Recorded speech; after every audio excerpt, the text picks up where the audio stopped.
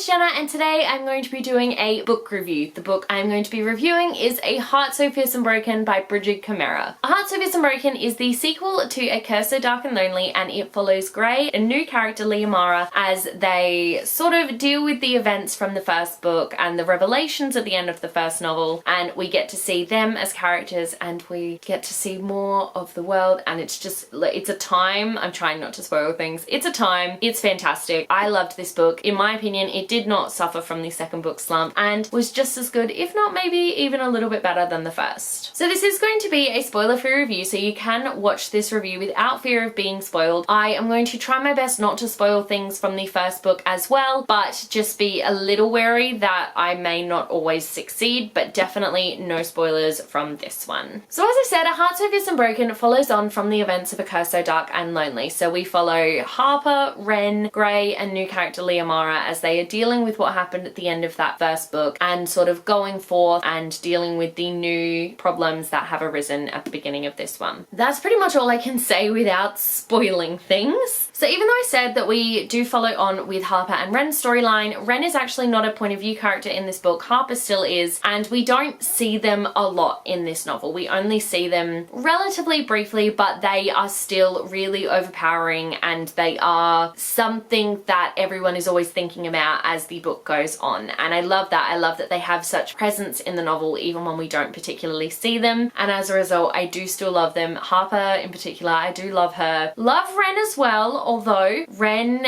is definitely going through a lot and he is definitely a really complex and complicated character, and he's complex and complicated without being on the page, and that's something that I find fascinating, in that he is one of the most complicated characters of the novel, and in this one we don't see him as much, and that's fascinating that I'm still thinking about him and how complicated he is even though I didn't read about him as much, and I think that's one of the reasons why I felt that way. Grey was my favourite character from the first book, and he is definitely still my favourite going into this second one. He was really struggling with his new role and trying to figure out where he fits into this new world, and he definitely struggled. He definitely had to use the other characters around him and his surroundings to really figure out who he is now with everything that happened at the end of the last book, the revelations that we got. He's really struggling to figure out who he is and who he is destined to become, and it's just beautiful to watch that internal struggle happening while also seeing it happen through his eyes and seeing it happen through Liamara's eyes as well. Liamara is our other point of view character. She and Grey are the POV characters in this novel, and I loved getting to really dive deep into his psyche because he was my favourite from the first book. So getting to spend a lot of time with him in this one, it was a very good time. I loved the new characters in this book, particularly Liamara, our new POV character. She was fantastic. She was Harper without being Harper. She definitely has a really fierce connection with her people. She loves her people, but she doesn't feel worthy of them, and she is a complicated character in the best way. I loved her to pieces. Tycho was the most adorable little cinnamon roll ever. Every time he was on the page, I just wanted to smush him and give him the biggest hug. I love him to pieces. I love the relationship that he has with Grey and Liamara, and I just love him and need him to be safe, and I want him to succeed in all of his life dreams, and I just love him so much. He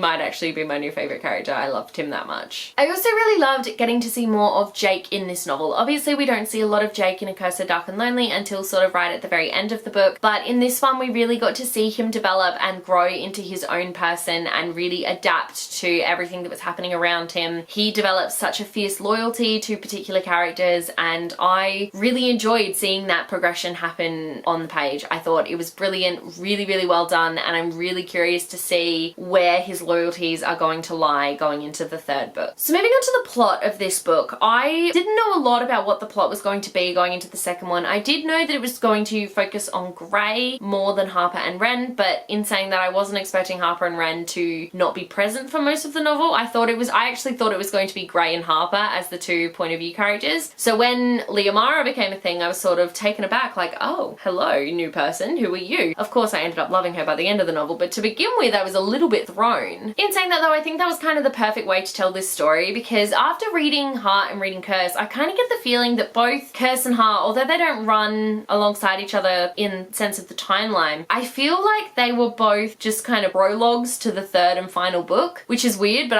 I really did feel like they were just stepping stones getting into the book, which is going to be like the real book, which is a weird way of thinking about it, but that is exactly how I saw them. I thought it was a really interesting way to tell a trilogy though, and because of that, I'm dying to find out what happens in book 3. This book in particular had a lot of political intrigue as opposed to action scenes, and that's something that I found really, really interesting. I found that the political intrigue definitely interested me in the fact that it was very different to the political intrigue in the first book in the way that Liamara and Gray handle things as opposed to the way Harper and Ren handle things, and I think that's really going to come to a head in the third book, so I am super keen to see how it all comes together. Yeah, I need that third book so quickly, so soon. In regards to the writing style, I thought that Brigid Kemmerer did a really, really good job of switching the point of views between Gray and Liamara. I know sometimes when you have like a dual perspective sort of novel, you can sometimes like one character more than the other, but this one in particular, I really, really liked Gray's chapters and I really, really liked Liamara's chapters, and I liked seeing the development of the two of them through each other's eyes, and that's something I thought was done really, really well. I loved reading from Gray's perspective, but I actually liked seeing what Liamara thought of him even more because she saw things in him that he couldn't see in himself, and if we just had his point of view, we wouldn't get to see both sides. So that's something that I thought was done really well while not sacrificing the secondary characters as well. The secondary characters were interesting and just all around fun, and that's something really interesting about this book is the whole book was just a fun time. I mean, it was a stressful time, don't get me wrong, but it was also just a lot of fun to read. The writing style made it really quick and easy to get through, and it just was all around a really fantastically written novel. So all in all, I gave this one a 5 out of 5 stars. I thought it was a fantastic sequel to A Curse So Dark and Lonely and a brilliant prequel to A Vow So Bold and Deadly, I think is the third book now. Such a great series, would highly, highly recommend. The first book is a Beauty and the Beast retelling, but this one is not. It follows on from the characters in the first book, but it also takes us in a very different direction. One that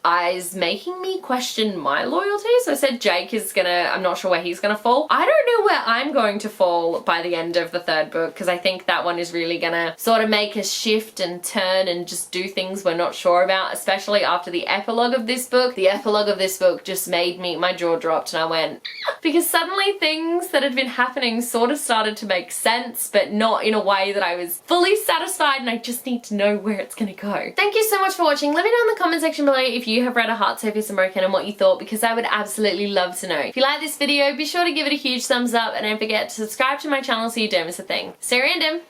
Bye.